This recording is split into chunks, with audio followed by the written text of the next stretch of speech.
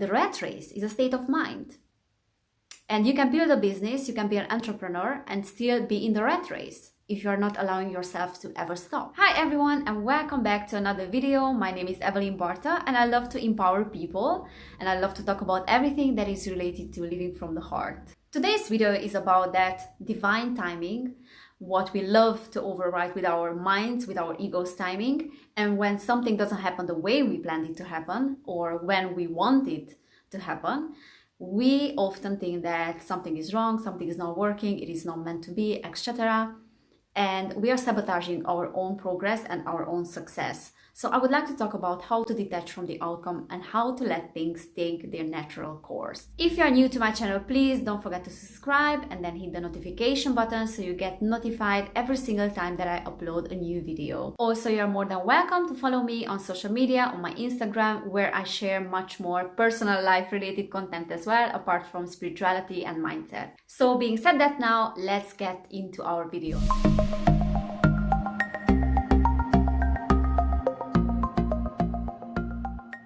Honestly, I have heard so many times in my life that when I want something to happen, that when I want to be successful in a particular area, I have to enjoy the process, but I have to let go of the outcome. I have to detach myself from the outcome and let things take their natural course, to be in the flow and just let things happen and not to stress about what I consider that should happen. And yet I am catching myself so many times that I stress myself about something that didn't happen the way I wanted it to happen or didn't happen when I wanted it to happen.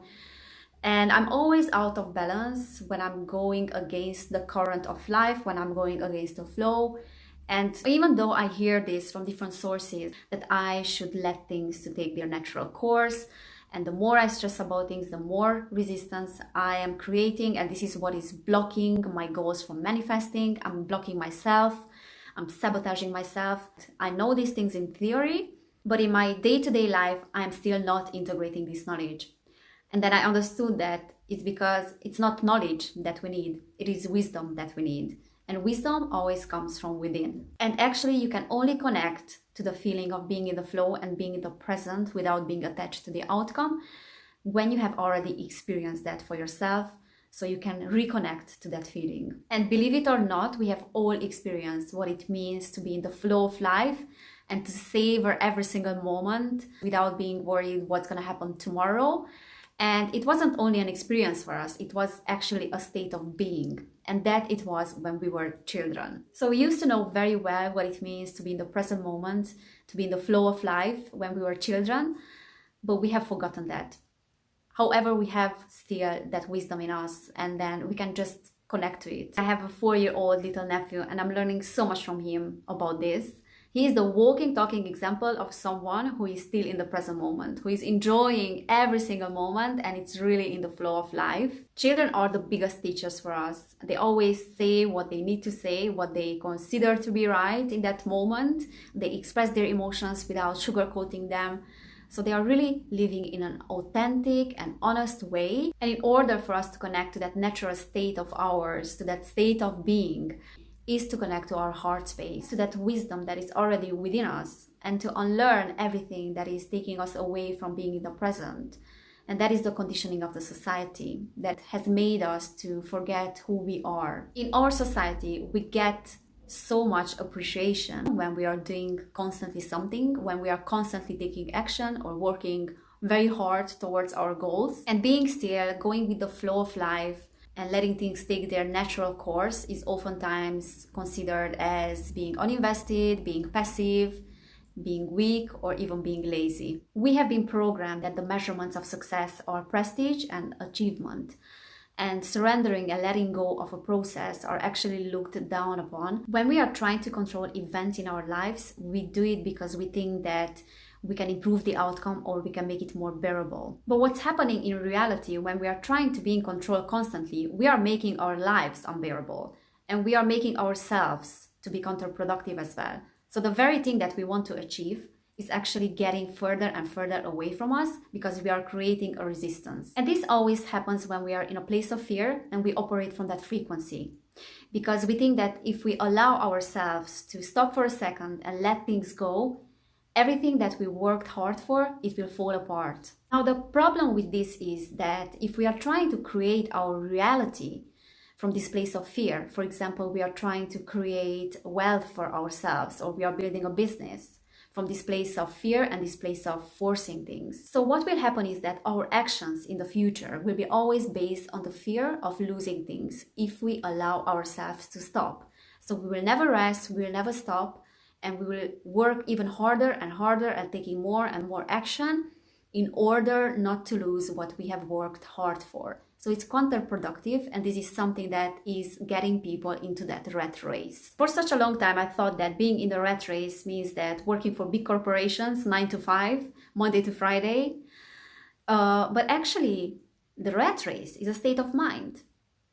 And you can build a business, you can be an entrepreneur and still be in the rat race if you are not allowing yourself to ever stop. The truth is that true abundance and freedom lies in the ability to let go and to surrender the process. Enjoy the process. Do your best. Do something that you are passionate about.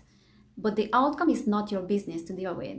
It is God's business. It's the divine's business. And the timing as well. It's not your timing. It's the divine timing that is responsible for every single outcome. It's not yours. And whenever we are trying to control outcomes, we are always in war with reality. We are always arguing with it. There has been so much pressure on us in our lives when it came to time.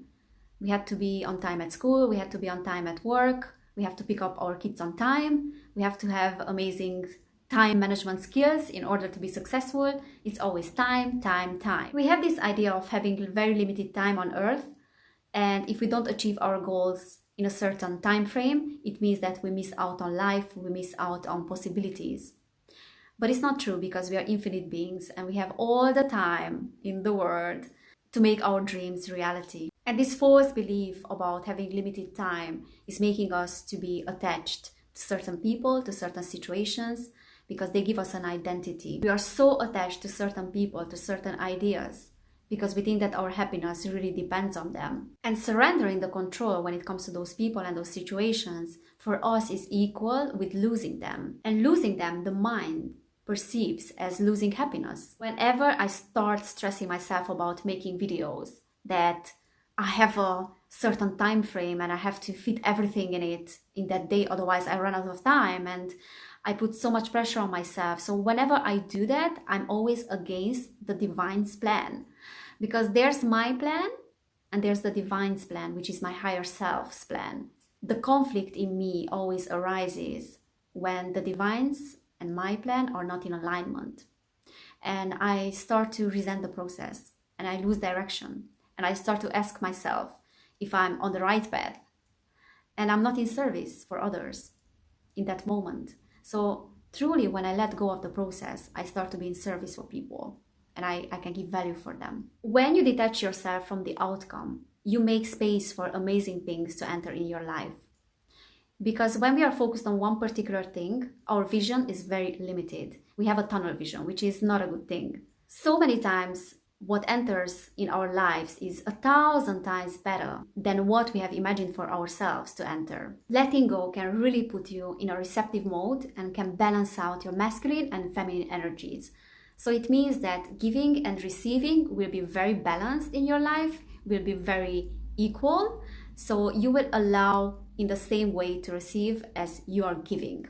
And this is the real gateway for the miracles to appear in your life. Remember, letting go of the outcome is not weakness, it's not laziness, it is true power. Letting go means I am okay if something happens, but if it doesn't happen, it's okay as well. I allow the divine plan to play out in my life. I really hope that this video helped you a little bit to understand how important it is for us to let go of outcomes in order to make our dreams happen. If this information was useful for you, please don't forget to like this video and then also to subscribe to my channel and then hit the notification bell so you don't miss out on videos like this in the future. Thank you guys for watching. Take care of yourselves and I will see you in my next video.